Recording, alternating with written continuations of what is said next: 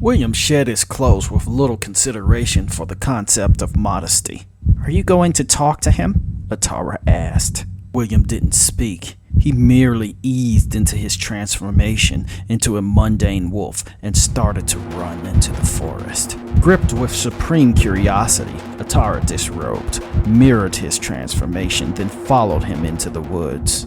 Though a step behind William, Atara managed to see the cavern he entered, a familiar place of mystery with the billowing fog that poured out of its mouth.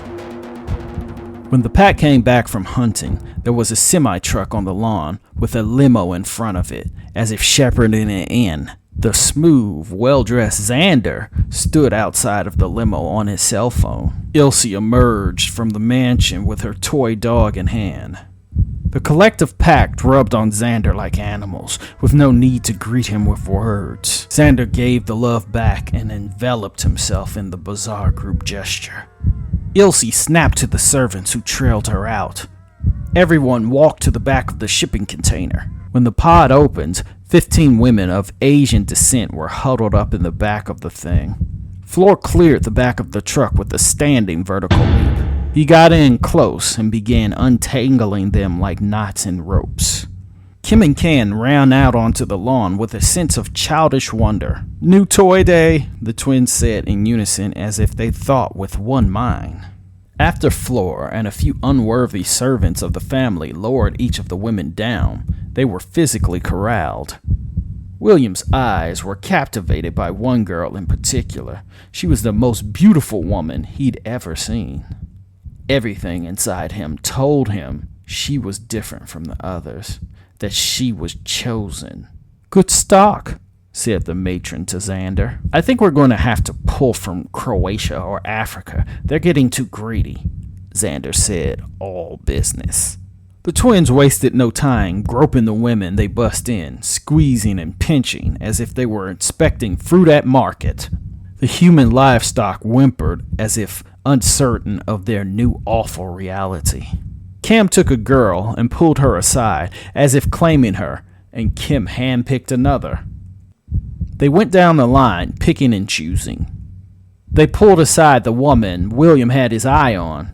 William hopped in and snatched the girl by the arm, taking her for himself. Cam growled inhumanly, registering that gesture as a challenge.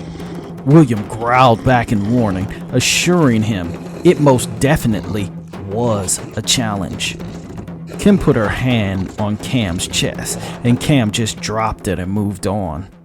The helpless girl made an unrestrained look of fear, unnerved by the monstrous gestures. The blonde handlebar-mustached man spoke to Xander. "How are you? You must be famished. Come inside and recharge yourself." Floor led the ones no one singled out to the pens, while William led his find up to his room. The Asian woman adjusted to her new opulent surroundings as one may a new pet. She cleaved on to one corner of the room. William was patient and took his time, like one may in approaching a wounded animal. He took a book from his shelf and half-watched his new plaything passively. She eventually settled and took a piece of fruit on the table. William spent much of his time with this woman, who he soon found out her name was Zhu. After a few hours, she outright spoke in English, to William's surprise. "Bathroom?" Zhu asked. "You speak English?" She shrugged as if she didn't understand all of what he said. William went into his huge closet and retrieved a chamber pot and toilet paper, a sign that he had more than likely done something like this before. Zhu, being past the point of modesty, went off to a corner and relieved herself. William didn't watch her out of some measure of respect. "I'm sorry to say this, but you're gonna be here for a while," said William. "The rest of my life?" William didn't say anything, because it was probably true. "What happens next?" "You wanted to know?" Sue laughed and nodded her head sarcastically. "Right," she said, finding that amusing. The captive woman walked around the room as if examining it. William went back to reading. As time passed, William dozed off while reading on the couch. Zoo used that moment to make her escape. She checked the door, looked around nervously for a key. She was startled when she heard someone knock at the door. When she turned around, William was in her face. Out of nervous reflex, she stabbed William in the neck. He fell to his knees, gagging on his own blood. Zoo was scared, but not shocked. Before Zoo could contemplate the ramifications of killing William, he stood up, and his body began to knit itself back together. His gaze fell onto Zoo, but he ignored what she did as if she didn't do it, then answered the door. "Atara took all the stock from the pins. We are on the hunt," said Marcus. He turned to leave, but did a double take and turned back around when he saw William's bloody neck and the girl with the blood on her hands. He didn't say anything. Best to leave business not his alone. William closed the door and said to Zoo with a voice that was as rough as he was because he was still healing his neck. "Don't run. When I say this, I say it for your safety. If anyone else but me finds you, it won't be pleasant," he said in a jagged, broken voice. "Why do you care?" said Zoo. William closed and locked the door behind him, not bothering to give her an answer. Out in the courtyard of the mansion were all-terrain vehicles. William hopped in the first one he saw. Ilse was in the passenger seat while a faceless servant drove. Lord Bristol and Levon were in the back, already talking when William got in. "At a time of war, dissension cannot be tolerated," Levon ranted. William figured it was that old tune about killing Atara, which was moot because the Great Spirit wouldn't allow it for whatever reason. There was always an Atara. Lord Bristol geared up while smoking his pipe and loading his rifle. "The point is moot. He requires that we have a counterbalance to us," said Bristol. "And who says it has to be her?" shot back Cousin Levon. "Who is this high and mighty naysayer?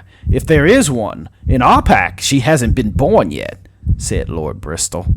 Ilse cut in, putting an end to the conversation. "She is pack. She will not be harmed regardless of her transgression, but she will be punished."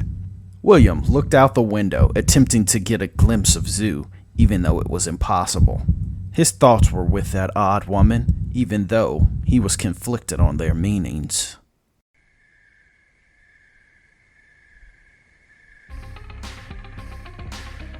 Let's all go to the lobby. Let's all go to the lobby. Let's all go to the lobby and have ourselves a snack. Me, I'm out here shooting zombies, keeping the world safe from overcrowding of the undead. But you should be listening to this tale. I hope it is holding your attention up until now. For you, Halloween is all fun and games. For me, it is the busiest night of the year. It is my Christmas, my Black Friday. I gotta go to different graveyards all over playing whack-a-mole with the undead who won't put their head back in that hole. You don't know the type of shit I go through to make Halloween safe for you people. You will never know the horrors I go through. The horrors.